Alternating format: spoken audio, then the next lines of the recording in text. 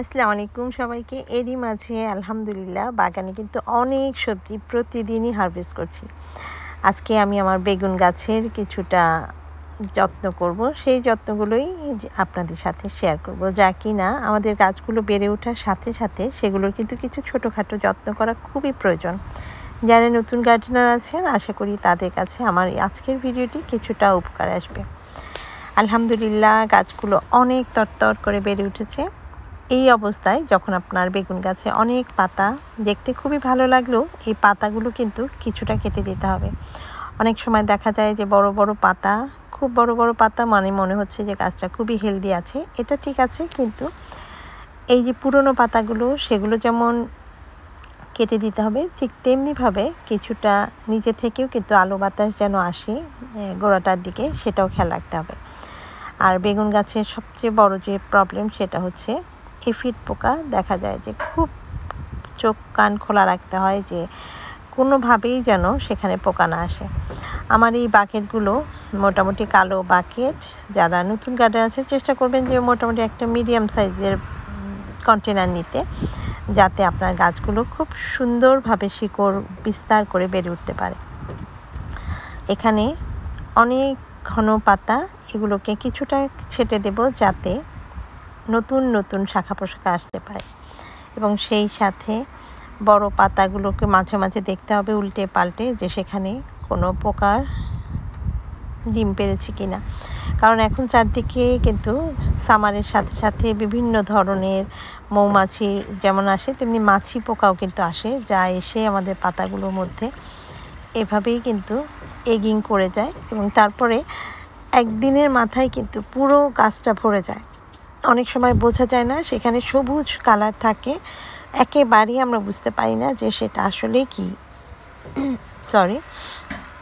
এখানে একটু মাটিগুলোকে উল্টে পাল্টে দেব যেন এয়ার সার্কুলেশনটা হয়, এবং তারপরে এমন একটা জায়গায় রাখতে হবে গাছগুলোকে যেখানে প্রচণ্ড পর্যাপ্ত রোদ আসে, যাতে দিনে 6 থেকে 7 ঘন্টা যদি রোদ পায় পোকা যেমন তেমন আক্রমণ করতে পারবে না, তেমনিভাবে গাছগুলো কিন্তু হেলদিভাবে বেড়ে উঠতে পারবে।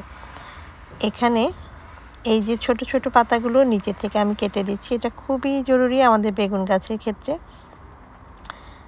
আবার মাঝখানে এই যে পাতাগুলো, তার মাঝখানে কিন্তু নতুন শাখা বেরোচ্ছে। সেই শাখাগুলোকে একটু পিঞ্চ মেরেও কেটে দেওয়া যায়, অথবা আপনি আপনার সুবিধা মতো একটু ছিঁড়ে দেবেন যাতে এখান থেকে পাতাগুলো বাড়তে না পারে।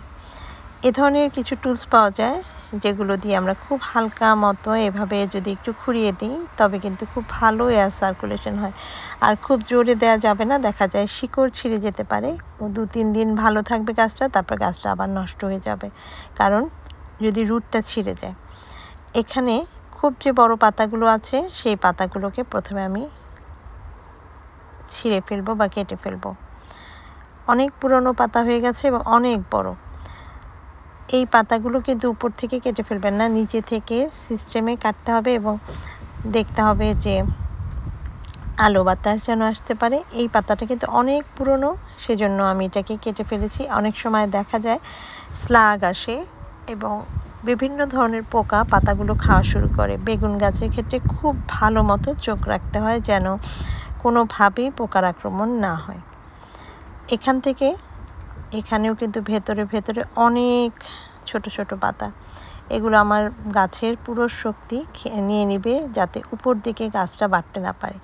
সে কারণে এখানে কিন্তু এরই মধ্যে অনেক ফুল এসেছে, এজন্যই এই ফুলে যেন পর্যাপ্ত পরিমাণ নিউট্রিশন পায়, সে কারণেই এই নিচে থেকে আমাদের যেগুলো দরকার নেই সেই পাতাগুলোকে আমরা কেটে দেব।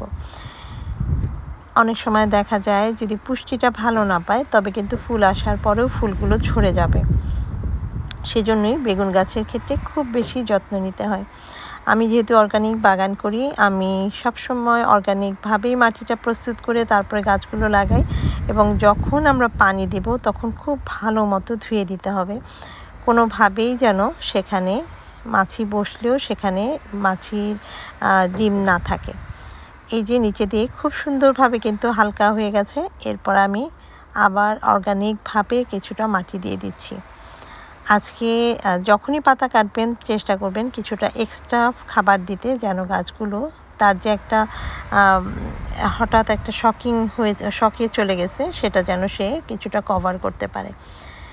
এই হচ্ছে আমার বেগুন গাছের বর্তমান অবস্থা।